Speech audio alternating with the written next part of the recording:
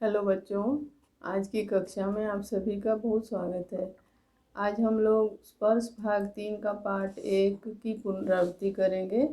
पाठ का नाम है ध्वनि और पिछली कक्षा में हम लोग इसका अर्थ जान चुके हैं। अब हम लोग इसके प्रश्नोत्तर पर चर्चा करेंगे। सर्वप्रथम पाठ का सार बता देती हूँ, उसके पश्चात पाठ के कुछ प्रश्नोत्तर पर चर्चा करूँगी। तत्पश्चात पाठ पर आधारित कुछ अन्य प्रश्नों पर भी हम लोग चर्चा करेंगे। तो सबसे पहले पाठ का सारांश। प्रस्तुत पाठ जो है वह छायावादी कवि सूर्यकांत त्रिपाठी जी द्वारा रचित है।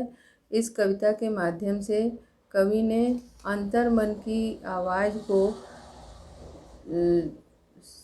प्रस्तुत किया है और इस कविता में कलियों और पुष्पों के माध्यम से कवि ने देश के युवकों को चुस्त और दुरुस्त, जागरूक आदि बनाने का प्रयास किया है। सबसे पहले ये है कि इस कविता में कवि निराला जी कहते हैं कि अभी उनके जीवन का अंत नहीं हो सकता। उनके जीवन रूपी उपवन में अभी अभी तो वसंत का आगमन हुआ है और जिस प्रकार वसंत के आगमन से चारों ओर सुंदरता, हरियाली और ये बहार, उपवन में बहार आ जाती है और पेड़ पौधे जो है पत्तों से, सुंदर सुंदर फूलों से लद जाते हैं। ठीक उसी प्रकार से कवि कहते हैं कि उनके जीवन में भी अभी खुशियाँ भर गई हैं और वे आगे कहते हैं कि जो सोई हुई कलियां हैं उनको मैं अपने जीवन रूपी अमृत से सींचकर उनके अंदर नवजीवन का संचार करूंगा। ये कलियां जो है हमारे देश के नवयुवक हैं। इन नवयुवकों को आलस्य से वे जगाना चाहते हैं और उनके अंदर जोश, नई स्फूर्ति, उमंग और ऊर्जा से उनको भर देना चाहते हैं। वे कहते हैं कि उन्हें जगाकर मैं उन्हें उनकी जो रचनात्मकता है उस रचनात्मक सौंदर्य से दुनिया को सुगंधित और सौंदर्य से युक्त देखना चाहता हूँ और मैं चाहता हूँ कि उनके सौंदर्य से दुनिया भी सुंदरता से युक्त हो, उनकी रचनात्मकता से दुनिया सुंदर हो और वे जो है उन्हें तंद्रालस से जगाकर उन्हें अनंत का द्वार दिखा देना चाहते हैं। अतः वे जो है अपने कर्तव्य का निर्वाह करने के प्रति सचेष्ट हैं। अब हम लोग कविता के कुछ पाठ्य पुस्तक के कुछ प्रश्नों पर चर्चा करेंगे और उसके पश्चात पाठ पर आधारित अन्य कुछ प्रश्नों पर भी चर्चा करेंगे। तो सबसे पहले पाठ का पहला प्रश्न हम देखते हैं कि पहले प्रश्न में क्या पूछा गया है। पाठ के पहले प्रश्न में, जो कि कविता से है, इसमें पूछा गया है, पहला प्रश्न है कि कवि को ऐसा विश्वास क्यों है कि उसका अंत अभी नहीं होगा। इस प्रश्न का उत्तर है कि कवि को ऐसा विश्वास है कि उसका अंत अभी नहीं होगा क्योंकि कवि जीवन के प्रति आशावादी है।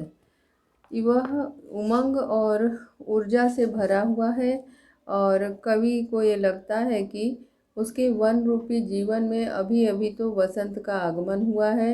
वह अपने जीवन में नए नए कार्य करके उसकी आभा से वसंत के समान अपने सौंदर्य को चारों ओर बिखेर देगा और वह चाहता है कि युवकों को वह उत्साहित करे और उत्साहित करके उनके अंदर प्रेरणा जगाए, जिससे वे अपने सौंदर्य से दुनिया को सुंदर बना दें।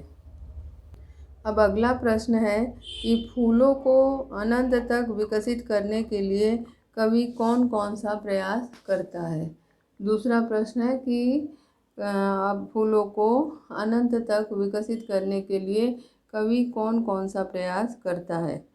यहाँ इस प्रश्न का उत्तर ये है कि कवि फूलों को अनंत तक विकसित करने के लिए उन्हें कलियों की स्थिति से निकालकर खिले हुए फूल बनाना चाहता है।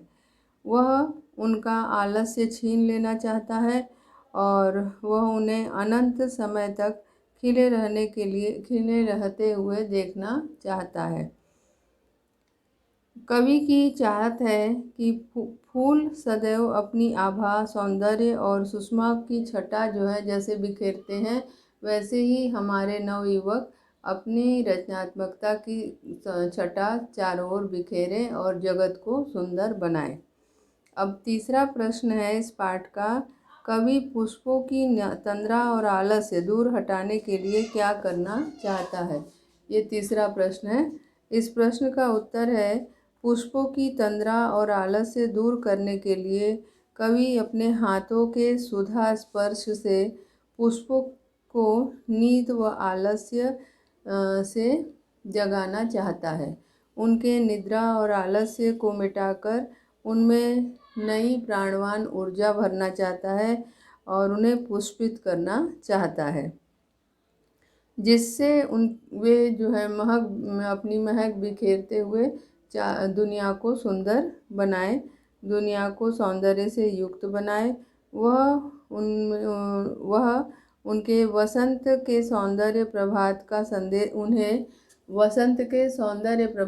संदेश देना चाहता है। और उनके पीछे कवि का उद्देश्य है कि सारा जग पूरी धरा सुंदर हो जाए और आलस्य से रहित हो जाए। युवक जो है, ये कलियां जो है युवक का प्रतीक है, नवयुवकों का प्रतीक है। वह उनके आलस्य को दूर कर देना चाहते हैं और कवि उन नवयुवकों को प्रेरणादायी शक्ति प्रदान करना चाहते हैं। अब अगला प्रश्न कविता से आगे। कविता से आगे का अगला प्रश्न है पहला, कि वसंत को ऋतुराज क्यों कहा गया है? आपस में चर्चा करिए। इस प्रश्न का उत्तर इस प्रकार है कि हमारे देश में वर्ष में क्रमशः 6 ऋतुएं आती हैं। 6 ऋतुओं में 5 ऋतु जो हैं उनके अपने अपने गुण हैं, वहीं कुछ उनके अंदर अवगुण भी हैं। जैसे बरसात है, बरसात में पानी बरसने से मौसम सुहावना हो जाता है, परंतु चारों ओर कीचड़ और कभी कभी तो बाढ़ जैसी स्थिति आ जाती है। इसी तरह ग्रीष्म ऋतु, जिसमें चिलचिलाती गर्मी से लोग जो है तप जाते हैं और राहत पाने की इच्छा से कहीं कहीं ठंडी जगह की ठंडी छाँव की जगह खोजते रहते हैं। और इसी तरह से सभी अन्य 5 ऋतुओं में भी कुछ न कुछ अवगुण या बुराई अवश्य है, परंतु ये जो 6वां ऋतु यानी कि वसंत ऋतु है, ये कुल मिलाकर इसके अंदर अच्छाई ही अच्छाई है। ये मौसम अत्यंत सुहावना होता है। इसमें न ज़्यादा गर्मी होती है, न ज़्यादा ठंडक होती है और कुल मिलाकर पूरी प्रकृति भी सुंदरता से भर जाती है। पेड़ों में हरी हरी पत्तियां आ जाती हैं, फूल तरह तरह के फूल जो है बगीचे में खिल जाते हैं और जिससे वन उपवन बड़ा ही सुंदर लगने लगता है। अब कहते हैं कि प्रकृति की जो ये नई सुषमा है वो चारों ओर प्रकृति बिखेरने लगती है। सभी तरफ से आलस्य और जो निराशा है वो दूर हो जाती है। लोगों के अंदर स्वास्थ्य, सौंदर्य और स्फूर्ति का संचार होता है। पक्षियों का कलरव चारों ओर सुनाई देने लगता है और बच्चे, बूढ़े, जवान सभी के चेहरे नई ऊर्जा से, नई उमंग से भर जाते हैं। प्रकृति के इसी परिवर्तन के कारण वसंत को ऋतुराज कहा गया है। अब अगला प्रश्न है, वसंत ऋतु में आने वाले त्योहारों के ऊपर चर्चा करिए और किसी एक त्यौहार के विषय में बताइए। जैसा कि हम लोग जानते हैं कि वसंत ऋतु में अनेक त्यौहार आते हैं। सबसे पहला त्यौहार है वसंत पंचमी, जिसे सरस्वती पूजा के नाम से भी जानते हैं। और उसके बाद महाशिवरात्रि, महाशिवरात्रि के बाद वैशाखी, वैशाखी के बाद होली। ये कुछ विशेष मुख्य त्यौहार इस मौसम के होते हैं। सबसे पहले वसंत पंचमी के बारे में जानते हैं। वसंत पंचमी वसंत पंचमी जो है वह बड़ी ही एक क्या कहते हैं, बहुत ही सुंदर वो है, ऋतु परिवर्तन का संदेश देते हुए आती है। इसमें न ज़्यादा ठंड रहती है न गर्मी रहती है, और यह त्यौहार जो है लोग बड़ी ऊर्जा के साथ, उमंग के साथ मनाते हैं। इसमें लोग पीले वस्त्र धारण करते हैं।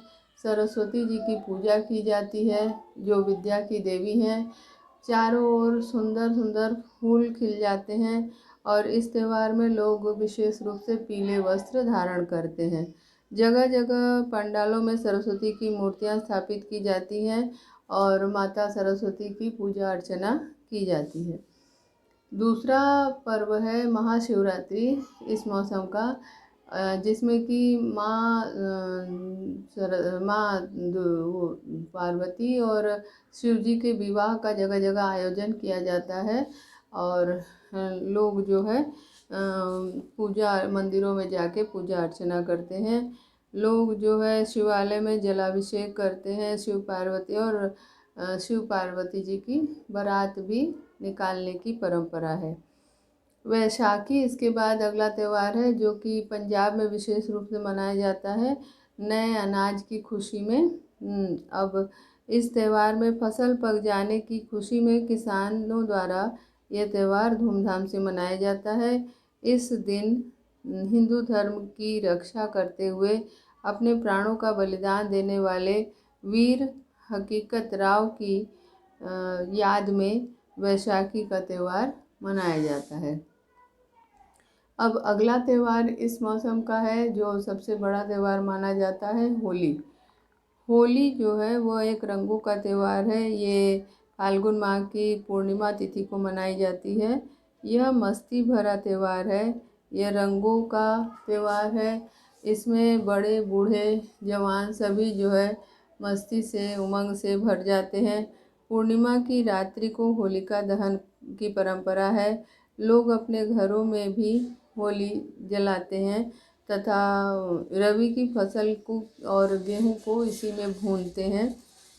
अगले दिन प्रातः सभी बड़े बूढ़े बच्चे रंग और अबीर से एक दूसरे को लगाते और खेलते हैं। एक दूसरे के साथ गले मिलते हैं और नए नए वस्त्र आदि पहनते हैं।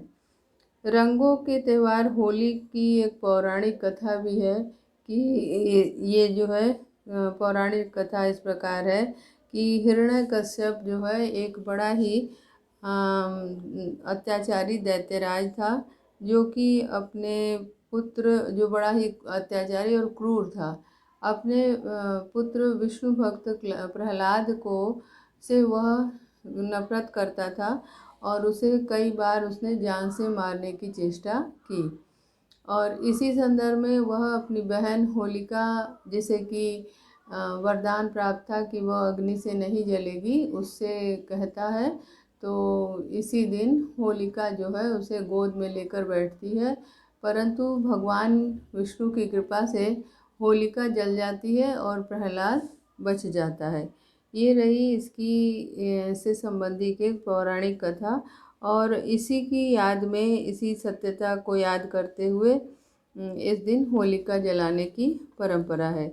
एक अन्य मान्यता भी है कि इसी दिन भगवान शिव ने अपने तीसरे नेत्र को खोलकर कामदेव को भस्म कर दिया था, और अतः यह त्यौहार जो है मदन दहन का पर्व के रूप में भी माना जाता है। रंगों का त्यौहार होली हमें पारस्परिक प्रेम, सौहार्द आदि का संदेश देता है। इस दिन शत्रु भी मित्रवत हो जाते हैं, अपनी शत्रुता भूल के मित्रवत हो जाते हैं। परंतु कुछ लोग इस त्यौहार को बिल्कुल बुरी मानसिकता से भी मनाते हैं, जो कि जिसमें भी शराब पीकर जो है दंगे करते हैं। कई बार प्रदूषित रंगों से लोगों के प्रदूषित रंगों से आँखों एवं चमड़ी को नुकसान भी पहुंचता है। अतः शालीनता के साथ गुलाल लगाकर प्रेम पूर्वक होली का त्यौहार हमें मनाना चाहिए, और क्योंकि ये अत्यंत अच्छा और सुंदर त्यौहार है। अब इस पाठ का एक अन्य प्रश्न है कि ऋतु परिवर्तन का जीवन पर क्या असर पड़ता है। इस कथन की पुष्टि आप किन किन बातों से कर सकते हैं। ऋतु परिवर्तन का हमारे जीवन पर बड़ा प्रभाव पड़ता है। हमारा खान पान, पहनावा तथा हमारी गतिविधियाँ इससे प्रभावित होती हैं। मुख्य ऋतुओं और उनके प्रभाव से हम इस प्रकार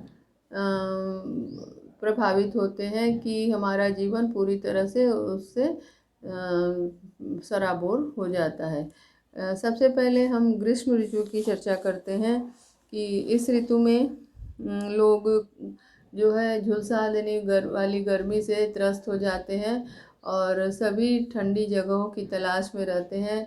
अमीर लोग एसी और कूलर आदि में रहते हैं तथा गरीब कहीं पेड़ की शीतल छाया की खोज में इधर उधर भटकते हैं। इसके साथ साथ ठंडे पेय पदार्थ की भी तलाश में लोग रहते हैं। अब अगली ऋतु जो है वह वर्षा ऋतु है। वर्षा ऋतु में चारों ओर गंदगी और कीचड़ फैल जाती है। वातावरण में गर्मी बढ़ जाती है, उमस जैसा मौसम हो जाता है और कई बार अधिक वर्षा होने से बाढ़ की भी संभावना हो जाती है, जिससे सभी जगह फसलों की हानि, घरों आदि के जन और धन दोनों की हानि होती है। और इस ऋतु में अमीर गरीब सभी कठिनाइयों से त्रस्त हो जाते हैं। अब अगली ऋतु जो है वह है शीत ऋतु। शीत ऋतु में बर्फीली हवाओं के कारण विशेषकर गरीब लोगों को अनेक कठिनाइयों का सामना करना पड़ता है और हड्डियां कपा देने वाली इस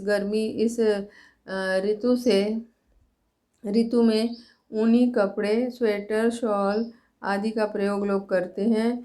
चाय, कॉफ़ी आदि गर्म पेय पदार्थ ग्रहण करते हैं जिससे कि उनके शरीर को गर्माहट मिले। तो इस तरह से हमारे देश के तीन मुख्य ऋतुएं इस प्रकार हैं जिन पर हम लोगों ने चर्चा की। अब हम भाषा की बात से एक प्रश्न देखेंगे जिसमें जो है विशेषण और विशेष्य के संबंध के बारे में बताया गया है। जैसे पहला शब्द है हरे हरे ये पात। अब यहाँ पे देखिए हरे हरे, जब ये एक शब्द दो बार बताया जाता है, दो बार बोला जाता है तो उसे शब्द युग्म कहते हैं। जैसे पुष्प पुष्प कविता में आया है पुष्प पुष्प शब्द, तो ये भी इसमें भी शब्द युग्म का प्रयोग इसे माना जाएगा क्योंकि एक शब्द की दो बार पुनरावृत्ति हुई है।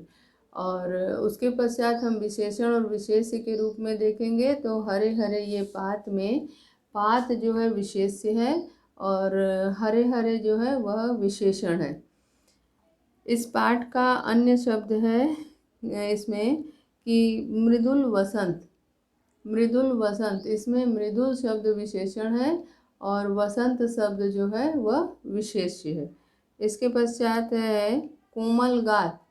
कोमल गात में कोमल शब्द जो है वह विशेषण है और गात शब्द जो है वह विशेष्य है। अब हम लोग पाठ के पर आधारित कुछ अन्य प्रश्नों की चर्चा भी करेंगे। सबसे पहला प्रश्न आप बोर्ड पे देखिए। ये प्रश्न है कवि अलसाई कलियों पर अपने कोमल कर का स्पर्श क्यों करना चाहता है।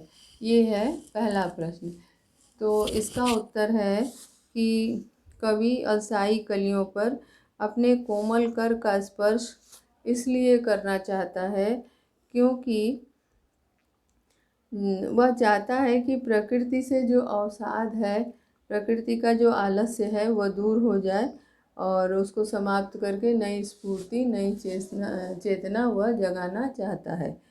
अगला प्रश्न इसमें है कि ध्वनि शब्द का अर्थ क्या है और कवि ने कविता का शीर्षक ध्वनि क्यों रखा है। ये है अगला प्रश्न। अब अगले प्रश्न का उत्तर इस प्रकार है कि ध्वनि शब्द का हम सब जानते हैं अर्थ, इसका अर्थ है आवाज़। ध्वनि शब्द का अर्थ है आवाज़। इस कविता को कवि ने शीर्षक दिया है ध्वनि का, क्योंकि ये कवि के अंतर्मन की आवाज़ है, कवि के मन की आवाज़ है, उनके अंतर्मन की आवाज़ है, इसीलिए इस कविता को उन्होंने ध्वनि शीर्षक दिया है। तीसरा प्रश्न यहाँ पे है कि कवि पुष्पों को अनंत का द्वार क्यों दिखाना चाहता है। कवि पुष्पों को अनंत का द्वार क्यों दिखाना चाहता है।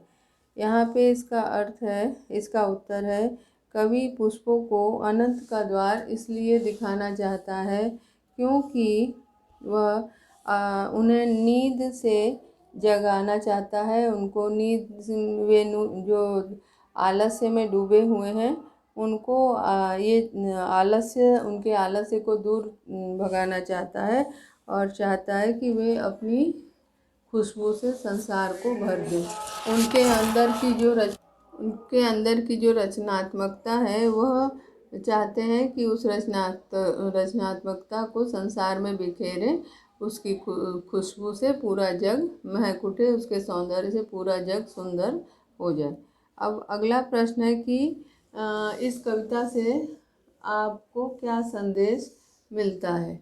इस कविता से क्या संदेश मिलता है, ये प्रश्न है कि इस कविता से हमें ये संदेश मिलता है कि जिस प्रकार वसंत ऋतु में के आगमन के साथ ही सारी सृष्टि खिलकर मनमोहक बन जाती है, उसका सौंदर्य चारों ओर फैल जाता है, और उसी प्रकार हमें भी अपने आलस्य का त्याग करके अपने रचनात्मक कार्यों से में जुट जाना चाहिए और हमेशा अच्छे कार्य करने चाहिए, जिससे हम अपनी खुशबू को चारों ओर बिखेर सकें।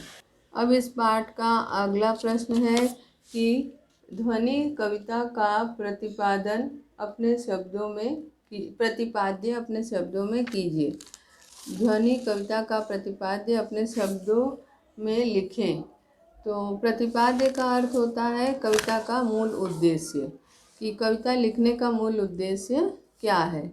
तो ध्वनि कविता का मूल उद्देश्य आप जानते ही हैं कि कवि का उद्देश्य है कि वह जो देश के नवयुवक हैं उनके अंदर की आलस्य को वह दूर भगाना चाहता है, और वह चाहता है कि उसकी जो रचनात्मकता है वह उस रचनात्मकता का प्रयोग करे और उस रचनात्मकता से दुनिया को अपने सौंदर्य से भर दे। दुनिया के मतलब अपने आलस्य का त्याग करे और आलस्य से बाहर निकलकर अपने सुंदर गुणों का प्रसार करे। अपने गुणों के प्रसार से वो जगत को सुंदर बना दे, इस धरती को सुंदर बना दे, इस धरा को सुंदर बना दे। अब हम लोग कुछ अत्यंत संक्षिप्त प्रश्नों पर भी चर्चा करेंगे, जो कि इस प्रकार है। सबसे पहला शब्द है कि स्वप्न शब्द कैसा है।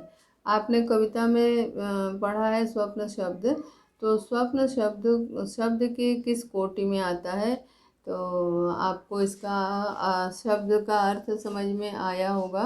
स्वप्न का अर्थ है सपना, तो स्वप्न शब्द जो है तत्सम शब्द है, और ये जो है तत्सम शब्द की कोटि में आएगा। अब अगला प्रश्न है कि कलियां कोमल में किस अलंकार का प्रयोग किया गया है। कलियां कोमल में किस अलंकार का प्रयोग किया गया है। कलियां कोमल में अनुप्रास अलंकार का प्रयोग किया गया है। कलियां कोमल में अनुप्रास अलंकार का प्रयोग किया गया है। जैसा कि हम जानते हैं कि अनुप्रास अलंकार में जब दो या दो से अधिक वर्ण लगातार आए, एक ही वर्ण लगातार आए, तो वहाँ पे अनुप्रास अलंकार होता है। अब जैसे कलियां कोमल है, तो कलियां कोमल में कौन सा वर्ण आया है, क वर्ण आया है। ठीक है, तो क वर्ण लगातार 2 बार आया है, इसीलिए यहाँ पे कौन सा अलंकार होगा, यहाँ पे हम अनुप्रास अलंकार हम जानते हैं कि क्या होगा, कि यहाँ पे अनुप्रास अलंकार होगा। इसी तरह से द्वार दिखा दूंगा में कौन सा अलंकार है। द्वार दिखा दूंगा में कौन सा अलंकार है। तो अभी अभी आपने जाना कि कलियां कोमल में जैसे कि क वर्ण की लगातार 2 बार आवृत्ति हुई है तो अनुप्रास अलंकार है। तो उसी प्रकार से द्वार दिखा दूंगा मैं में भी कौन सा वर्ण आया है, द वर्ण आया है। ठीक है, तो द वर्ण चूंकि 3 बार लगातार आया है इसीलिए यहाँ पे अनुप्रास अलंकार का प्रयोग हुआ है, ऐसा माना जाता है। अब अगला प्रश्न है कि सहर्ष शब्द में स क्या है, सहर्ष में स क्या है। तो हम जानते हैं कि जहाँ पे कोई वर्ण आगे जुड़ जाता है, वर्ण या कोई शब्दांश आगे जुड़ जाए और उस शब्द का अर्थ बदल देता है, उस अर्थ में परिवर्तन ला देता है, तो ऐसे शब्दांश को हम क्या कहते हैं, उपसर्ग। तो इसी तरह से सहर्ष में स जो है वो क्या है, वो है उपसर्ग। ठीक है, अब अगला प्रश्न है कि तंद्रालस का संधि विच्छेद क्या होगा। तंद्रालस शब्द में संधि विच्छेद कैसे करेंगे। इसमें 2 शब्द है, तंद्रा और आलस। तंद्रा और आलस, तंद्रालस शब्द में 2 शब्द है, तंद्रा और आलस, और दोनों शब्दों को मिलाकर एक हो गया है तंद्रालस। अब हम इसके कुछ और प्रश्न आपके साथ चर्चा करते हैं। जैसे कि एक प्रश्न है कि अर्थ अभी किसका अंत नहीं होगा, कवि किसके अंत के न होने की बात कहता है। कवि खुद के अंत की बात कहता है कि कवि कहता है कि मेरे जीवन का अंत अभी नहीं होगा। कवि कहता है अभी न होगा मेरा अंत, तो इसका अर्थ क्या होगा कि कवि स्वयं के जीवन का अंत नहीं होगा, ऐसा मानता है। दूसरा प्रश्न है अगला कि कवि पुष्प में क्या खींच लेना चाहता है। कवि पुष्प से क्या खींच लेना चाहता है। कवि पुष्प से तंद्रालस खींच लेना चाहता है।